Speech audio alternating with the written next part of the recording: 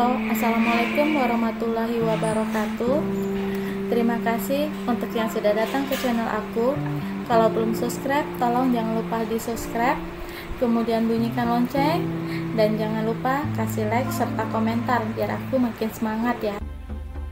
Terjerat Cinta Om-Om, episode 22. Ikhlas. Ferdi berhentikan mobilnya di parkiran kampus Alisa. Pria itu menjemput Alisa pulang dari kampus. Ferdi menyandarkan punggungnya di sandaran kursi dan mengirim pesan chat untuk Alisa. Aku sudah di parkiran. Tunggu sebentar. Ferdi duduk di dalam mobil sambil mendengarkan musik yang diputarnya. Saat ini hatinya sudah mulai merasa lega. Ferdi memandang gadis yang mendekati mobilnya. Senyum gadis itu sudah mengembang di bibirnya. Apa sudah lama nungguin aku? Ucap Alisa sudah buka pintu mobil dan duduk di kursi di sebelah kemudi. Belum, jawab Ferdi. Mestinya kamu itu nggak boleh repot-repot jemput aku. Kalau aku tadi bawa motor sendiri, kamu itu mau berangkat malah sibuk ngurusin aku, ucap Alisa memandangnya. Aku pengen kamu merepotkan aku, ucapnya sambil tersenyum. Barang-barang aku sudah aku siapin semua. Kamu gak usah mikirin itu, ucap Ferdi yang tersenyum kecil memandangnya. Tapi besok aku gak bisa nganterin kamu ke bandara, ucap Alisa. Aku nangis kalau gitu, ucap Ferdi dengan wajah sedih. Kenapa nangis sih? Ucap Alisa yang menepuk bahunya. Ya, aku sedih karena kamu nggak anterin aku, ucapnya. Aku besok masuk, dan itu jadwal kelompok diskusi tampil yang tampil pas kelompokku. Aku juga ketua kelompok, ucap Alisa menjelaskan. Ferdi tersenyum dan mengusap kepalanya. Ya, nggak apa-apa. Yang pasti hari ini kamu libur kerja temani aku seharian, ucapnya. Alisa memandangnya dan membesarkan matanya. Nanti aku diberhentikan, jawabnya. Cuma libur sehari saja. Kau minta izin dan kasih alasan, ucap Ferdi. Kamu nyuruh aku belajar nggak jujur, ucap Alisa yang memandangnya. Ferdi menatapnya penuh harap. Kali ini aja, aku ingin menghabiskan waktu aku di sini sama kamu, ucapnya. Kamu nggak tahu, Sa, bagaimana rasanya merindukan kamu, gumamnya di dalam hati. Alisa memandangnya dan kemudian menganggukkan kepalanya. Aku coba, ucapnya. Untuk kamu, ucap Ferdi meletakkan tas hitam ke atas pangkuannya. Ini apa? Tanya Alisa saat memangku benda yang terasa sedikit berat. Buka aja, jawabnya. Alisa buka tas tersebut. Matanya terbuka lebar saat melihat isi tas itu, ternyata laptop. Alisa memandangnya. Aku belikan untuk kamu, biar kamu nggak repot ngerjain tugas, ucap Ferdi. Laptop ini harganya mahal, Fer, ucapnya. Yang bilang murah siapa? Ucap Ferdi. Kenapa kamu belikan aku? Tanyanya. Biar kamu mudah ngerjain tugas, jawab Ferdi. Aku nggak minta, Fer, ucap Alisa yang merasa tidak enak hati. Aku yang ngasih, jawab Ferdi. Alisa diam memandangnya. Kamu nggak perlu lakukan ini, ucapnya masih tidak percaya dengan apa yang diberikan oleh sahabatnya itu. Ferdi mengusap kepalanya. Sekarang kamu nggak perlu lagi minjam-minjam laptop untuk buat tugas, ucapnya. Alisa diam tanpa harus tahu berkata apa-apa sambil mengusap air matanya. Ferdi memberikan amplop warna coklat dan meletakkan amplop itu di atas pangkuan Alisa. Ini apa? Kata Alisa. Kamu buka saja, ucapnya. Alisa diam dan membuka amplop tersebut. Matanya terbuka lebar saat melihat uang yang ada dalam amplop yang dipegangnya. Alisa sangat kaget hingga amplop berisi uang itu jatuh dari tangannya. Alisa mengambil uang yang jatuh di dekat kakinya. "Fair," ucapnya yang memandang uang yang ada di tangannya. "Aku jual motor, itu uangnya. Sebenarnya motornya laku 35 juta. Tapi 5 jutanya aku pakai untuk nambah uang laptop karena uang aku kurang. Jadi sisanya 30 juta. Jawab Ferdi menjelaskan. Bibir Alisa diam saat mendengar ucapan Ferdi, namun ia belum mengerti apa maksud dari sahabatnya.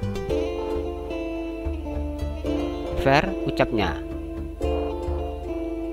"Itu uang kau pakai untuk berobat mama, dan kamu berhenti dari pom," ucapnya.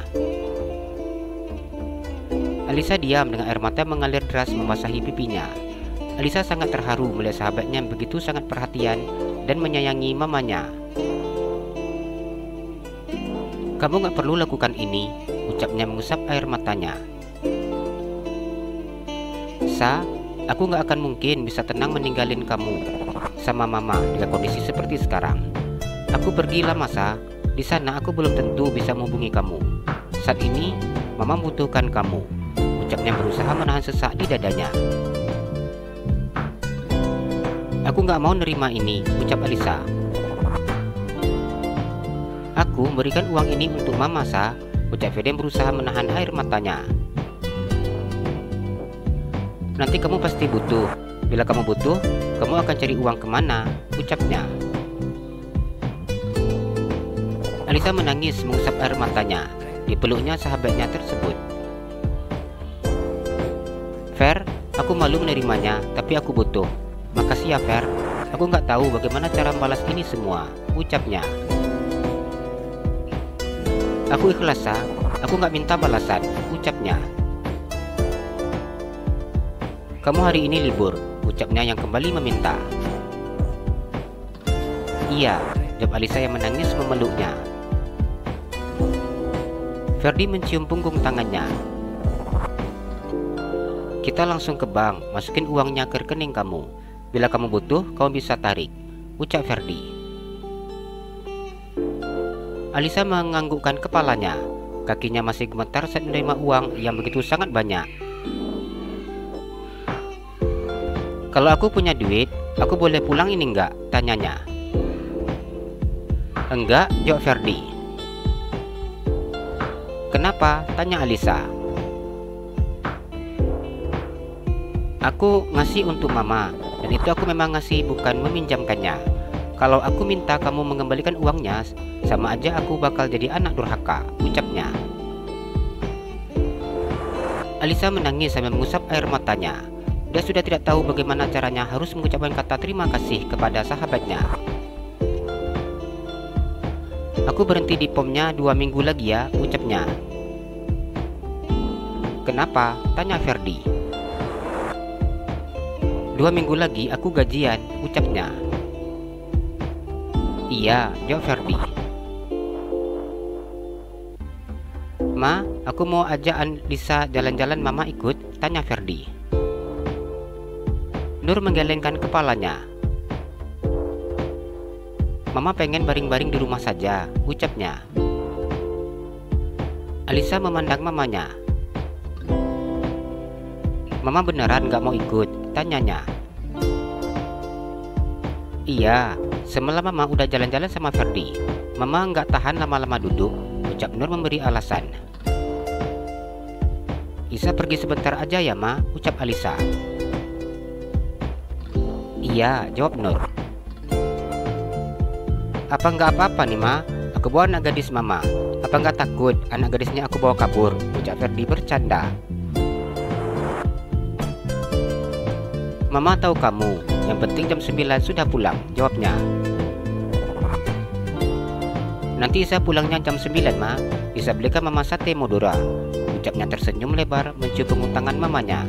Nur menganggukkan kepalanya.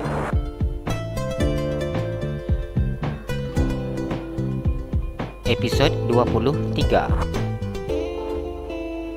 Cemas. "Kenapa nggak mau diajak ke mall?" ucap Fedia begit bakso bakar di tangannya. Alisa menggelengkan kepalanya. Aku tadi bilang ke rumah sakit, ucapnya takut ada yang mengenalinya saat ke mall. Ferdi hanya tersenyum saat mendengar ucapannya. Kamu udah gak pernah ikut balapan lagi? Tanya Ferdi. Alisa menggelengkan kepalanya. Jangan ikut-ikut balapan lagi, ucapnya memandang gadis yang duduk di depannya. Iya, kamu udah larang gak boleh ikut balapan. Ya aku gak ikut, ucap Alisa yang kemudian minum jus di tangannya. Ferdi tersenyum dan mengarahkan bakso ke mulutnya. Alisa makan bakso dari sahabatnya itu. Kemarin aku menabrak, ucap Alisa yang mengunyah bakso di mulutnya. Ferdi membuka matanya dengan sangat besar. Bagaimana keadaanmu? Ucapnya. Ya nggak apa-apa, cuma dada aku aja yang sakit waktu itu, soalnya kena stang motor, ucapnya memegang dadanya. Apa sudah kamu periksa? Ucap Ferdi. Alisa menggelengkan kepalanya. Kamu gimana sih, Sa? Jangan anggap remeh semua, ucapnya marah. Aku nggak apa-apa kok, Fer. Kemarin dada aku cuma biru aja, ucapnya. Sudah berapa lama kejadiannya? Ucap Ferdi. Sudah lebih 1 minggu, ucap Alisa. Sekarang apa masih ada rasa sakit? Ucapnya begitu sangat cemas. Nggak ada, jawab Alisa. Kamu serius kan? Urusan sama yang nabrak bagaimana? Ucapnya. Syukurnya orang nabrak baik, ucapnya. Baik bagaimana? Tanya Ferdi. Walaupun aku yang nabrak, tapi orang itu kasih aku duit, ucap Alisa yang tersenyum lebar. Ferdi mengerutkan keningnya saat mendengar ucapan Alisa. Padahal waktu itu aku sudah takut orang itu akan minta aku untuk perbaiki mobil mewahnya, ucap Alisa. Berapa yang dikasih orang itu? Tanya Ferdi. Lumayan, Fer, 2 juta, ucapnya. Apa mau kita cek dada kamu? Ucap Ferdi. Gak usah, aku baik-baik aja kok, jawabnya. Sa, nanti kalau aku tidak di sini, kamu harus pandai-pandai jaga diri ya, ucapnya. Alisa menganggukkan kepalanya. Ferdi menatapnya dengan tatapan sendu, begitu berat baginya untuk meninggalkan gadis tersebut. Ferdi memegang tangannya. Aku mau kamu janji untuk selalu menjaga diri kamu, Sa, karena setelah berapa bulan ke depan aku gak bisa jagain kamu, ucapnya. Alisa memandangnya dan tersenyum. Kamu jangan cemaskan aku, Fer. Kamu harus fokus di sana. Aku di sini akan baik-baik saja, ucap Alisa yang tersenyum lebar dan berusaha meyakinkannya. Ferdi memeluknya dengan tubuh yang bergetar. Bagaimana mungkin aku bisa tenang meninggalkan kamu dan mama dalam kondisi seperti ini, Sa, ucapnya. Alisa diam saat mendengar ucapan sahabatnya itu. Dia menangis memeluk sahabatnya. Selama ini sahabatnya selalu membantunya. Alisa tidak tahu entah dari mana sahabatnya memiliki uang untuk menambahkan uang pengobatan mamanya bila uangnya kurang. Alisa hanya mengadu kepada sahabatnya itu bila dia memiliki masalah. Alisa hanya menangis memeluknya.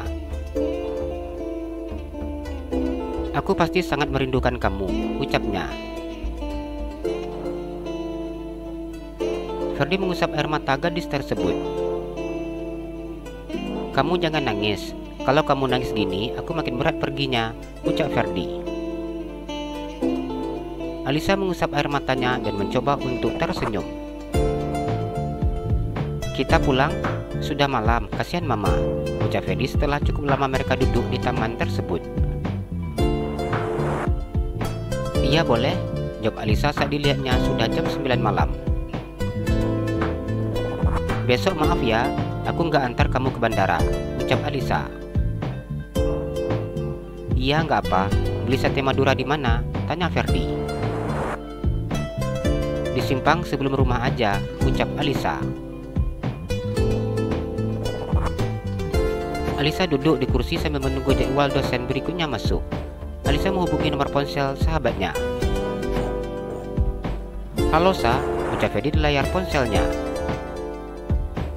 Alisa tersenyum memandang wajah pria tampan tersebut. Saat ini Ferdi terlihat lebih ganteng dengan baju seragam yang dipakainya. "Lagi di mana?" tanyanya. "Aku di bandara," ucap Ferdi. "Apa sudah mau berangkat?" tanya Alisa. "Iya, ini sudah mau berangkat," ucapnya. "Kamu hati-hati ya," ucap Alisa. Ferdi menganggukkan kepalanya. "Fer, cepat, itu sudah dipanggil." Alisa tersenyum memandangnya. "Mama kamu?" tanyanya. "Iya," jawab Ferdi. "Fer, cepat, mau ngejar pesawat kamu," ucap papanya. "Sa, sudah dulu ya, aku mau masuk pesawat." Alisa menganggukkan kepalanya. "Sa, aku sayang kamu," ucapnya. Alisa tersenyum saat mendengar ucapannya. "Iya, aku tahu," jawabnya. Ferdi tersenyum saat mendengar ucapan gadis tersebut. Gadis itu hanya beranggapan bahwa dia menyayangi gadis itu hanya sayang sebatas teman. "Cepat Fer, matikan ponsel kamu," ucap papanya.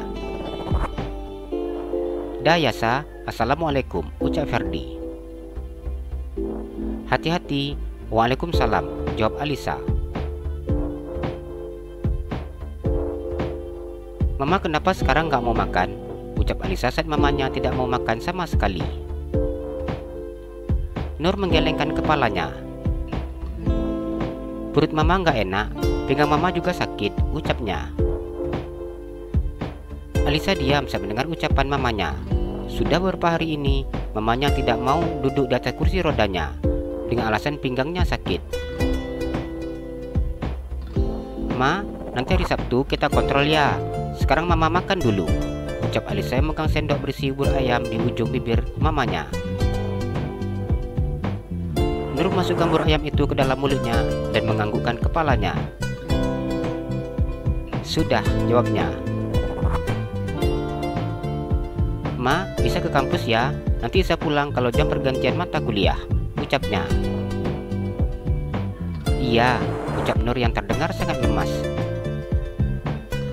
Alisa begitu cemas untuk meninggalkan mamanya. Melihat kondisi mamanya yang terlihat lemah, namun ia tetap pergi karena mamanya mengatakan akan baik-baik saja. Alisa mengikuti perkuliahan seperti biasa. Walaupun pikirannya sangat tidak tenang, selalu mengingat mamanya di rumah, namun dia tetap fokus memperhatikan dosennya yang sedang menjelaskan di depan kelas. Alisa merogoh saku celananya saat merasakan getaran ponselnya di dalam saku celananya. Alisa memandang layar ponselnya dan melihat panggilan masuk dari Ibu Aminah. Dadanya berdebar saat memandang panggilan tersebut. Entah mengapa, perasaannya sangat tidak enak. Tetangganya tidak pernah menghubunginya bila tidak ada hal yang penting. "Permisi Pak, apa saya boleh mengangkat telepon sebentar?" ucap Alisa ketika sudah berdiri di depan dosennya yang sedang menjelaskan. "Apakah panggilan telepon itu begitu sangat penting?" ucap dosen terkenal cukup kiler tersebut. Alisa menganggukkan kepalanya. "Ini panggilan telepon dari tetangga saya Pak. Mama saya sedang sakit di rumah. Tidak ada orang. Saya hanya mengangkat telepon sebentar saja," ucapnya dengan mata yang sudah berkaca-kaca. "Ya sudah, cepat angkat," ucap dosen tersebut. Alisa langsung berlari keluar ruangan dan mengangkat panggilan telepon dari tetangganya. "Alisa, cepat pulang. Mama kamu sepertinya pingsan. Ibu baru datang ke rumah dan berencana untuk ngasih makan, tapi ternyata mama kamu sudah tidak bergerak," ucap Ibu Aminah dengan nafas yang tersengal-sengal. Alisa merasakan kakinya begitu sangat lemas ketika mendengar apa yang disampaikan oleh Ibu Aminah. "Iya Bu, Isa langsung pulang. ucapnya yang langsung memutuskan sambungan telepon tersebut. Air matanya sudah mulai menetes membayangkan hal yang mungkin telah terjadi.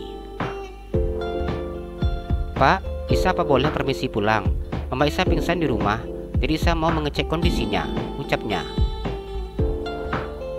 Ya sudah, silahkan, ucap dosen tersebut. Alisa berlari ke mejanya dan mengambil tasnya di atas kursi dan langsung berlari keluar dari kelas. Alisa berlari ke parkiran. Alisa mengendarai motornya dengan sangat cepat. Pikirannya sudah melayang kemana-mana. Seluruh pikiran yang tidak-tidak sudah mengumpul di dalam benak kepalanya tanpa bisa ditepisnya. Tangannya gemetar dan juga kakinya. Alisa berhentikan motornya di depan teras rumahnya dan langsung turun dari atas motor. Alisa berlari masuk ke dalam kamar mamanya dengan air mata yang memanjiri pipinya.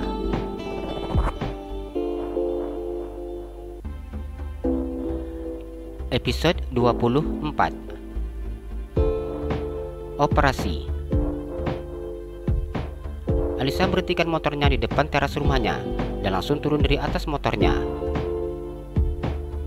Alisa berlari masuk ke dalam kamar mamanya dengan air mata yang membanjiri pipinya. Alisa melihat Ibu Aminah duduk di bibir tempat tidur sambil menangis. "Ibu, gimana Mama Isa?" ucapnya menangis dan memeluk mamanya. "Mama kamu masih hidup. Kamu cepat telepon taksi biar bisa dibawa ke rumah sakit," ucap Ibu Aminah. "Iya Bu," ucap Alisa yang masukkan tangannya ke dalam tas kuliahnya dan mencari ponselnya. Alisa memesan taksi online yang ada di aplikasi saat ponselnya sudah di tangannya. "Kenapa taksinya lama kali datangnya?" ucap Alisa sudah tidak tahu lagi apa yang akan dilakukannya saat ini. Taksi yang dipesannya terasa begitu sangat lambat sampai di rumahnya. "Sabar nak, semoga Mama Isa nggak apa-apa," ucap Aminah yang berusaha menenangkan Alisa. "Itu taksinya datang," ucap Alisa saat mendengar suara mobil. Alisa berlari keluar kamarnya dan mengejar taksi yang belum sempat berhenti tersebut. "Pak, cepat tolong bantu angkat mama saya," ucapnya sambil menangis saat taksi tersebut sudah berhenti. "Iya," ucap supir taksi yang turun dari dalam mobilnya. Supir taksi itu masuk ke dalam rumahnya dan menggendong mamanya. Alisa mengunci pintu rumahnya setelah memasukkan motornya. Alisa duduk di kursi belakang sambil memeluk tubuh mamanya. Air matanya tidak henti-hentinya mengalir. Dipegangnya tangan mamanya yang terasa begitu sangat dingin. "Mama jangan tinggalkan Isa," ucapnya mengusap air matanya. "Mama, Isa pasti tidak apa-apa. Isa jangan panik," ucap Ibu Aminah duduk di samping supir taksi. Alisa berdiri di depan ruangan UGD saat dokter memeriksa kondisi mamanya. Gadis itu mondar-mandir di depan ruangan dengan air mata yang membasahi pipinya. Ibu Aminah hanya duduk di kursi menunggu kabar dari dokter. Alisa berlari saat pintu ruangan UGD terbuka. "Bagaimana keadaan mama saya, Dok?" ucap Alisa ketika dokter itu keluar dari dalam ruangan UGD tersebut. "Apa ada keluarga yang lain? Saya ingin berbicara langsung," ucap dokter pria tersebut. "Saya anak kandungnya, Dok. Saya hanya hidup berdua dengan mama saya, Dok. Papa dan adik saya sudah meninggal," ucapnya yang mengusap air matanya. Dokter itu diam memandang gadis muda tersebut. Matanya memandang Alisa dari atas hingga ke bawah. "Ikut saya ingin berbicara," ucap dokter tersebut. Alisa menganggukkan kepalanya dan mengikuti langkah kaki dokter yang berjalan cepat tersebut. Alisa masuk ke dalam ruangan dokter spesialis jantung. Alisa duduk di kursi yang ada di depan dokter tersebut. Dokter bernama Rizky itu memandang kasihan gadis muda di depannya. "Bagaimana kondisi mama saya, Dok? Mama saya baik-baik saja kan?" ucap Alisa mencoba untuk tersenyum. "Kami menyarankan agar pasien langsung mendapat tindakan operasi pemasangan ring di jantung hari ini," ucapnya membuat kaki Alisa lemas seketika. Operasi jantung, Dok, ucapnya dengan nada yang terpatah-patah. Kami akan melakukan operasi pemasangan 3 ring di jantung pasien, ucap dokter tersebut yang menjelaskan. Alisa hanya diam saat mendengar penjelasan Dr. Rizky. Begitu banyak yang dijelaskan oleh Dr. Rizky dengan menunjukkan gambar jantung dan bagian yang akan dipasang ring. Namun Alisa sudah tidak mampu lagi untuk mendengar dan menyimak apa yang disampaikan oleh dokter tersebut. Berapa biayanya, Dok? Ucap Alisa. Untuk pemasangan 3 ring di jantung 110 juta. Dan untuk pasien Jamkesda rumah sakit ini hanya mengambil 40% dari pembayaran Jamkesda. Sisanya ditanggung pribadi oleh pasien. Alisa menelan air ludahnya ketika mendengar ucapan dokter tersebut. Biaya tersebut hanya untuk operasinya saja, tanpa obat dan perawatan, ucap Dr. Rizky. Apa tidak ada jalan lain selain dari operasi? Ucap Alisa dengan wajah yang begitu sangat pucat saat mendengar biaya yang akan dibayarnya. Ini cara yang paling efektif. Ibu adik, tidak kami sarankan untuk mengkonsumsi obat-obatan lagi. Mengkonsumsi obat dalam jangka waktu yang panjang mengakibatkan ginjalnya rusak, ditambah lagi pasien kurang mengkonsumsi air putih, ucap dokter tersebut. Alisa menangis saat mendengar ucapan dokter itu. Alisa menyadari bahwa dia tidak bisa merawat dan memperhatikan mamanya dengan sempurna. Maksud dokter apa? Ucapnya yang menangis. Saya masih menunggu hasil tes labor dan indikasi pasien mengalami gagal ginjal. Namun hal lebih lanjut akan kita ketahui setelah hasil labornya keluar. Bila saya membayar 40 juta di awal, apakah jantung mama saya bisa langsung dilakukan, Dok? Ucapnya. Bisa, ucap dokter tersebut. Saya akan mengambil uangnya dulu, tapi untuk sementara saya akan bayar 30 juta dan 10 juta lagi akan saya bayar besok atau 2 hari lagi, ucap Alisa. Dr. Rizky menganggukkan kepalanya. Untuk syarat operasinya, silakan tanda tangani surat-surat pernyataan sebelum tindakan operasi dilakukan, ucapnya. Apa di sini bisa melakukan pembayaran langsung lewat rekening saya? Tanya Alisa. Bisa. Untuk pembayaran bisa langsung ke kasir, ucap dokter tersebut. Dok, saya mohon selamatkan nyawa mama saya. Saya tidak punya siapa-siapa lagi, ucapnya menangis sambil menutup wajahnya dengan tangannya. Saya akan berusaha sebaik mungkin, perbanyak berdoa, ucapnya. Terima kasih, Dok, ucap Alisa yang menjabat tangan dokter tersebut dan berjalan keluar dari ruangan. Alisa berjalan menuju kasir dan melakukan pembayaran melalui rekeningnya sekitar 30 juta. Ternyata, apa yang kamu cemaskan benar-benar terjadi, Fer. Aku nggak tahu cari sisa uang pembayarannya kemana lagi, ucapnya. Alisa juga menyelesaikan penandatanganan surat-surat sebelum tindakan operasi. Alisa mencium kening mamanya dan juga pipi mamanya kanan dan kiri.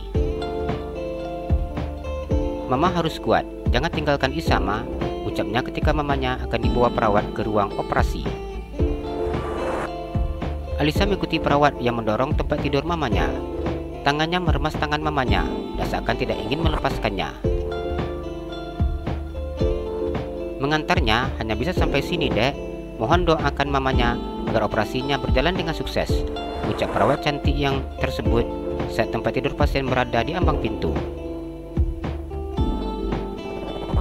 Alisa menangis dan menganggukkan kepalanya. Ia memeluk mamanya dan mencium kening mamanya. Alisa melihat tim dokter yang masuk ke dalam ruangan tersebut saat operasi akan dimulai jam 4 sore. Alisa duduk sendiri di depan ruangan operasi mamanya. Ibu Aminah pulang terlebih dahulu sebelum operasi dimulai. Berhubung anak dan suami yang pulang sekolah dan pulang kerja, Alisa duduk di kursi tunggu sambil menangis. Air matanya seakan tidak pernah kering saat mencemaskan kondisi mamanya. Sudah 3 jam, ia hanya duduk sendiri sambil menangis. Alisa melihat tim dokter yang keluar dalam ruangan operasi dan mengejar dokter tersebut. "Bagaimana kondisi mama saya?" ucapnya kepada Dr. Rizky yang menjadi ketua tim saat melakukan tindakan operasi tersebut. Operasi berjalan dengan lancar dan pasien harus melewati masa observasi sekitar 2 jam. "Kamu bisa ninggalin mama kamu dulu di sini untuk pergi makan," ucap dokter tersebut yang memandang wajah pucat gadis tersebut. "Tapi saya mau dekat mama," ucapnya. Dr. Rizky menggelengkan kepalanya. Selama masa operasi, ruangan pasien tidak boleh dimasuki oleh siapapun, terkecuali tim medis. Adi baru bisa ketemu dengan mamanya setelah masa pemantauan selesai dan kondisi pasien sudah bisa dipindahkan ke kamar perawatan, ucap dokter tersebut.